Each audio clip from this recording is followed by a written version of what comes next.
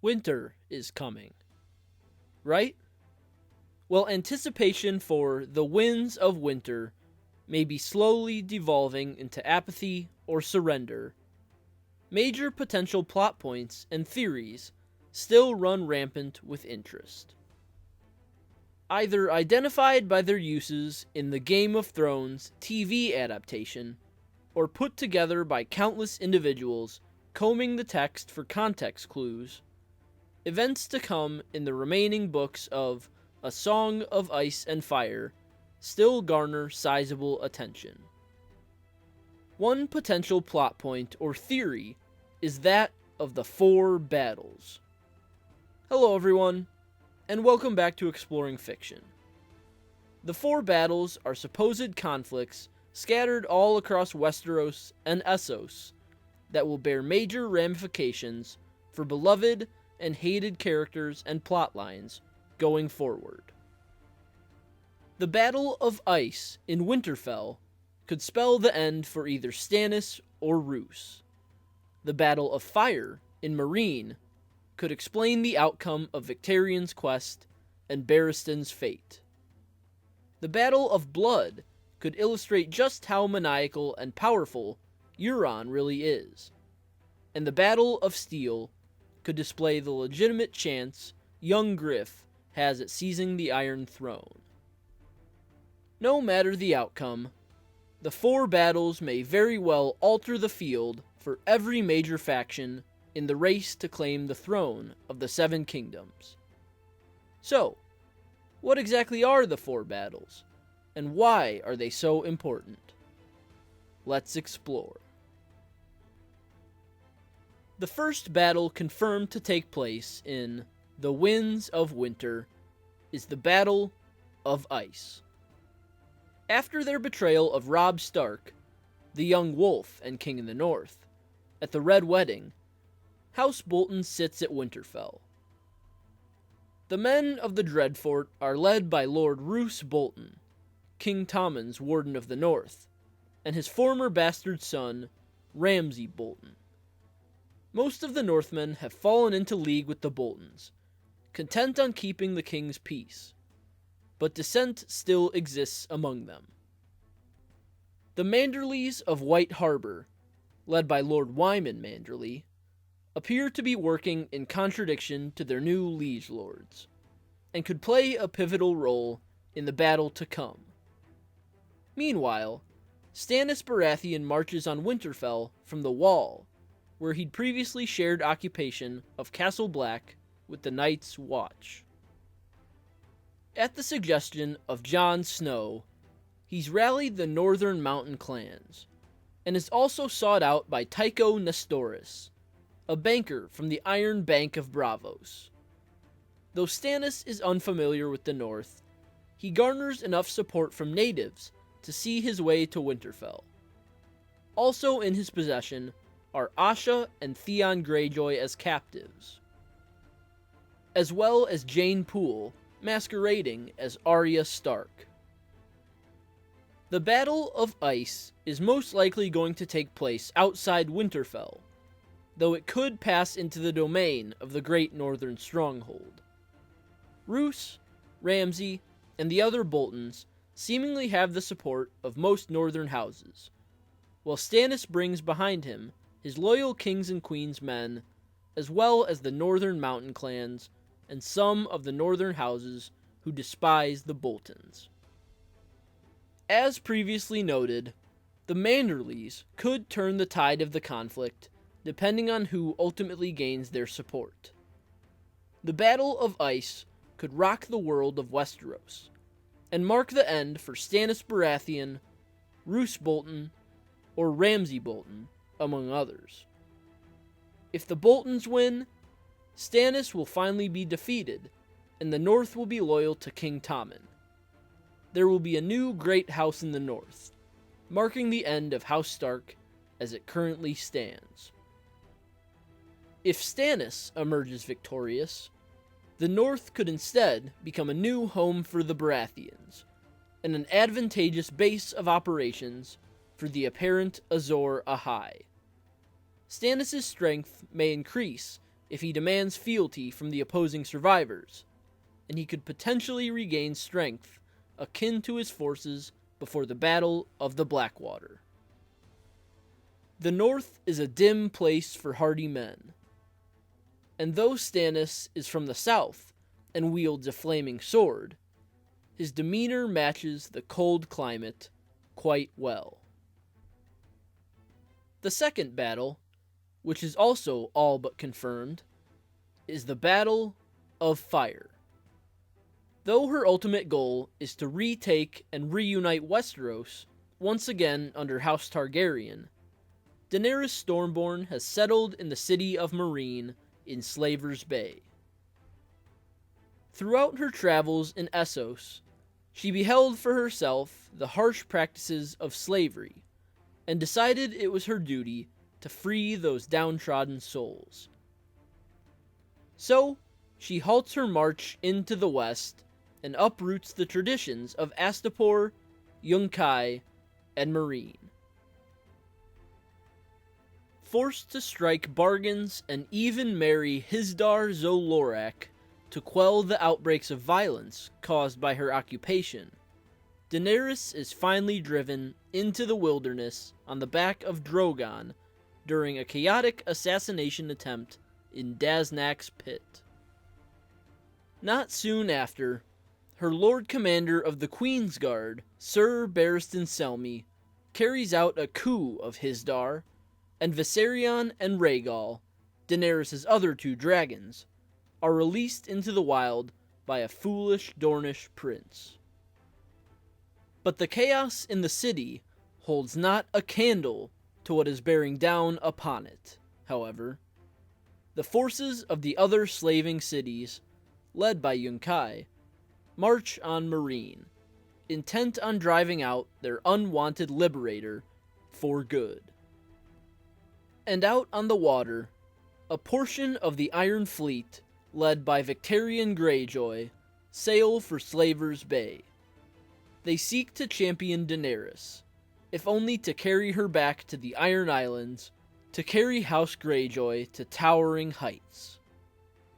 Among the countless free companies positioned on either side of the battle is the Windblown, led by the Tattered Prince. The man has struck a deal with Sir Barristan to join Daenerys, with the city of Pentos as payment. Even Tyrion Lannister, the littlest of men, has a part to play, joining the Second Sons in hopes to sway them to fight against the slavers.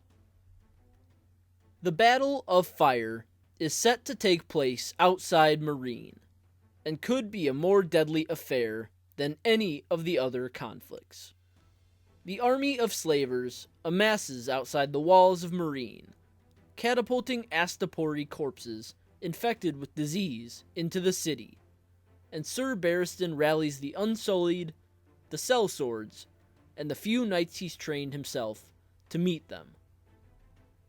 In the skies, Viserion and Rhaegal fly freely, obeying no commands but their own. And in the waters of Slaver's Bay, Victarion, his Ironborn men, and the Red Priest Makoro sail for Meereen to save Daenerys and look to win her over. Surely they will be met with opposition from the approaching fleet of Volantis. If Daenerys' loyalists emerge victorious, the whole of Slaver's Bay may finally bow to her decrees after countless days of resistance.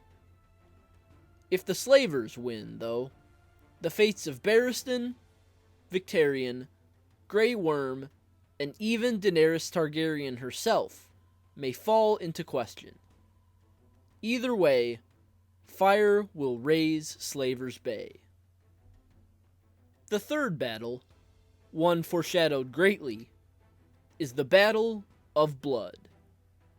Despite facing strong claims from both his brother Victarion and niece Asha, as well as scrutiny from his other brother Aeron, Euron Greyjoy, called the Crow's Eye, emerges from the Kingsmoot on the Iron Islands as king.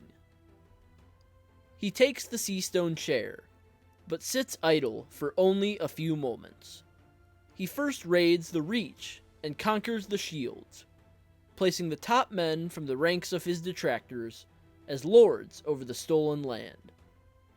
When it is clear the Ironborn will not be enough to conquer the rest of the mainland, Euron sends Victarion off to Slaver's Bay to ally with the Dragon Queen, and then begins conducting more raids along the western coast. He leads his forces up the Mander, pillaging, plundering, and capturing as he goes. On the opposite side of Westeros, the Red Wine fleet assaults Dragonstone upon orders from Queen Regent Cersei Lannister. They are unsuccessful until Sir Loras Tyrell is sent to lead them, and while he suffers grave injuries, he accomplishes his task of ending the drawn-out battle. Free to pivot their focus, Paxter Redwine and his fleet then set sail for the west, bearing down upon Euron Greyjoy and his reaving Ironborn. Even without the samples from The Winds of Winter, the Battle of Blood seems as though it would be a ferocious affair. However, as indicated by the chapters released for public consumption, it could be so much more. The Redwine fleet is a force nigh unmatched in battle upon the water, but Euron Greyjoy is no ordinary man. He has gathered to him priests and holy men of various different religions, including his brother, Aeron Damphair Greyjoy, a priest of the drowned god. They are lashed, mutilated, and tied to the masts of Euron's ships, with Damphair secured to the flagship Silence. Aeron has visions and dreams of Euron, which depict the Ironborn king as an eldritch horror, a conqueror out of nightmare. Euron is already volatile and dark, but he seems to be meddling in divine and supernatural forces. If the Redwine fleet were to win the Battle of Blood, the Greyjoys would be crippled and quelled once more, with Euron most likely meeting his end. If Crow's Eye succeeds, however, not only will the naval forces of the Crown be utterly crushed, but the world may be threatened by a being whose power could rival the most powerful men in the Age of Heroes. Euron Greyjoy could prove a larger and more insurmountable foe than any living man, with ambitions far surpassing the measly sea-stone share. The fourth and final conflict is the Battle of Steel. Not all was as it seemed on the night of the sack of King's Landing. As confessed by Varys the Spider, Rhaegar's son, baby Aegon Targaryen, was smuggled away, placed into the care of former King's Hand Lord Jon Connington across the narrow sea. Ever since, the pair have been living under the aliases Griff and Young Griff, respectively, but now the time for their return to Westeros has arrived. They land upon the shores of the Stormlands, and Jon Connington leads a force in retaking his home, Griffin's Roost. Young Aegon soon joins him, and they agree to a plan to take Storm's End as their stronghold, though Aegon wishes to lead the attack. At his back is the support of the Golden Company, in which Jon Connington served after his exile, led by Harry Strickland. Meanwhile, a bare-bones force still occupies Storm's End, and a warring party of Tyrell loyalists marches down from King's Landing, though some refuse to leave the capital with Queen Marjorie's trial looming. The sample segments of The Winds of Winter indicate that the Golden Company wrestle Storm's End from the leftover Baratheon bannermen, but the Tyrell army still marches south, marking the true fighting that is to take place. Aegon, Jon Connington, and the Golden Company wait and prepare behind the walls of their new fortress, and the Tyrells seek to wipe out yet another usurper.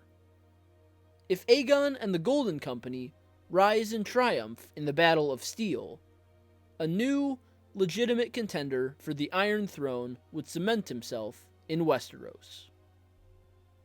Because of his heritage and those who rally behind him, Aegon could garner serious support throughout many of the Seven Kingdoms. If the Tyrell army wins, however, another in a long line of upstarts will be quelled. And even though there is rumor and speculation that Aegon Targaryen, Young Griff, may not be all that he seems, he could still make for a compelling figure. After all, power lies where people think it does. The wait for the Winds of Winter is a never-ending struggle for all A Song of Ice and Fire fans, but some solace can be found in the creation of theories and speculation as to how events in Westeros and beyond will unfold. The most obvious path forward, stated by George R.R. Martin himself, is the occurrence of the four battles. The Battle of Ice will rock the North. The Battle of Fire will bring chaos to Slaver's Bay. The Battle of Blood will test the merit of a mysterious figure, and the Battle of Steel will determine the strength of a hidden dragon. All these conflicts will be resolved in the Winds of Winter, but the effects they have on the world could extend quite far into the future. So, that's all for this video. Leave a comment with your thoughts. I'd love to hear them. Leave a like if you enjoyed, and subscribe if you're new here. I'd love to have you. Visit my website, russellawellsauthor.com, for exclusive fiction and more, and sign up for my mailing list for free exclusive content. The links for both are in the description below. So, like always, I will see you next time.